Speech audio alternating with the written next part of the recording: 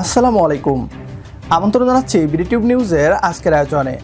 পুরো ভিডিও জুড়ে আপনাদের সাথে আছি আমি হাসানুর ইসলাম। বর্তমান পরিস্থিতিতে বাংলাদেশের সামরিক খাতের উন্নয়ন সবচেয়ে গুরুত্বপূর্ণ। বাংলাদেশের সমরাস্ত্র কারখানা স্থাপন করতে তুরস্ক এক পা বাড়িয়ে আছে। দেশটির সাথে অস্ত্র বিষয়ক সহযোগিতা নতুন নয়। গত সরকারের আমলেই বাইরাক্তার TB2 ড্রোন সহ 15 ধরনের সামরিক সরঞ্জাম কেনা হয় তুরস্ক থেকে। বাংলাদেশের উচিত তুরস্ককে সাথে নিয়ে বাংলাদেশের সামরিক অস্ত্র কারখানা স্থাপন করা। সামরিক খাতে বাংলাদেশের অগ্রগতি এবং তুরস্কের সহযোগিতা নিয়েই বিস্তারিত থাকছে বিডিটিউব নিউজের আজকের এই ভিডিওতে। দীর্ঘদিন ধরে সমরাস্ত্র ও প্রযুক্তির ক্ষেত্রে চীনের উপর নির্ভরশীল বাংলাদেশ। তবে সাম্প্রতিক বছরগুলোতে তুরস্ক সহ পশ্চিমা কয়েকটি দেশ এই তালিকায় যুক্ত হয়েছে। নতুন এক কৌশলগত পদক্ষেপে এবার তুরস্কের সহযোগিতায় চট্টগ্রাম ও নারায়ণগঞ্জে প্রতিরক্ষা নির্মাতা প্রতিষ্ঠান নির্মাণে আগ্রহ প্রকাশ করেছে বাংলাদেশ। নতুন এক কৌশলগত পদক্ষেপে এবার তুরস্কের সহযোগিতায় চট্টগ্রাম ও নারায়ণগঞ্জে প্রতিরক্ষা নির্মাতা প্রতিষ্ঠান নির্মাণে আগ্রহ প্রকাশ করেছে বাংলাদেশ বিনিয়োগ উন্নয়ন কর্তৃপক্ষ বিডা। ভারতের সংবাদ মাধ্যমগুলোর দাবি, এই উদ্যোগ বাস্তবায়নে বাংলাদেশ ও তুরস্কের মধ্যে উচ্চ পর্যায়ের আলোচনা ইতিমধ্যে শুরু হয়েছে। এরই অংশ হিসাবে বিডার নির্বাহী চেয়ারম্যান চৌধুরী আশিক মাহমুদ বিন হারুন সম্প্রতি 5 দিনের তুরস্ক সফরে যান এবং সংশ্লিষ্ট কর্মকর্তাদের সঙ্গে বিষয়টি নিয়ে বিস্তারিত আলোচনা করেন। ওই সফরের সময় তিনি তুরস্কের কিরিক্কালে শহরের সরকারি মালিকানাধীন প্রতিরক্ষা কারখানা MKE পরিদর্শন করেন। জানা গেছে তিনি ও তার সফরসঙ্গীরা কারখানা পরীক্ষা কেন্দ্র এবং গোপনাস্ত্র ব্যবস্থাপনা নিয়ে বিশেষ ব্রিফিংয়ে অংশ নেন।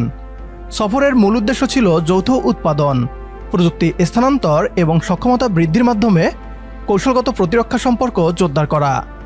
উল্লেখযোগ্য বিষয় হল, বাংলাদেশ এর আগেও MKE থেকে অস্ত্র সংগ্রহ করেছে। 2024 সালে MKE এর তৈরি বোরান 105mm হাউইটজারের 18টি ইউনিট কিনেছিল বাংলাদেশ। ভবিষ্যতে এর সংখ্যা 200-তে উন্নীত করার পরিকল্পনা রয়েছে। এছাড়া TRG-230 এবং TRG-300 রকেট সিস্টেম কেনার কথাও চিন্তা করছে বাংলাদেশ।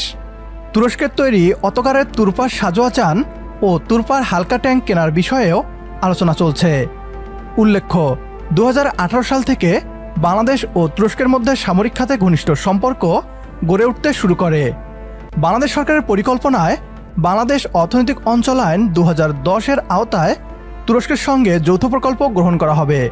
এর মাধ্যমে তুর্কি বিনিয়োগকারীদের কর ছাড়, শুল্ক মওকুফ সহ নানা সুবিধা দেয়া হবে। এই উদ্যোগের অংশ হিসাবে চট্টগ্রাম ও নারায়ণগঞ্জে প্রতিরক্ষা শিল্পকেন্দ্র গড়ে তোলার সম্ভাব্যতা যাচাই করছে বিডা। কারণ এই দুই অঞ্চল সমুদ্রবন্দর, নৌবন্দর এবং নৌপথের সঙ্গে সংযুক্ত, যা অস্ত্র উৎপাদন ও পরিবহনের জন্য কৌশলগতভাবে গুরুত্বপূর্ণ। শীঘ্রই MKE এর পক্ষ থেকে একটি কারিগরি দল বাংলাদেশে এসে এসব অঞ্চলে সমীক্ষা চালাবে। প্রিয় দর্শক, খুব শীঘ্রই বাংলাদেশ ও তুরস্ক একটি সমঝোতা স্মারক সইয়ের পরিকল্পনা করছে। এর মাধ্যমে ডিফেন্স ইন্ডাস্ট্রিয়াল ওয়ার্কিং গ্রুপ গঠনের চিন্তাভাবনা চলছে। এই গ্রুপ ভবিষ্যতে দুই দেশের প্রতিরক্ষা খাতের যৌথ উদ্যোগে নীতি নির্ধারণ ও পরিকল্পনায় ভূমিকা রাখবে। এভাবেই তুরস্কের হাত ধরে এগিয়ে যাক বাংলাদেশের সামরিক খাত, এই প্রত্যাশায় শেষ করছি আজকের ভিডিও সম্পর্কে আপনার গুরুত্বপূর্ণ মতামত কমেন্ট বক্সে জানিয়ে দিন আমাদের। সেই সাথে ভিডিও শেয়ার করে দেখার সুযোগ করে দিন আপনার বন্ধুদের। পরবর্তী ভিডিও দেখার আমন্ত্রণ জানিয়ে বিদায় নিচ্ছি আজ। আল্লাহ হাফেজ।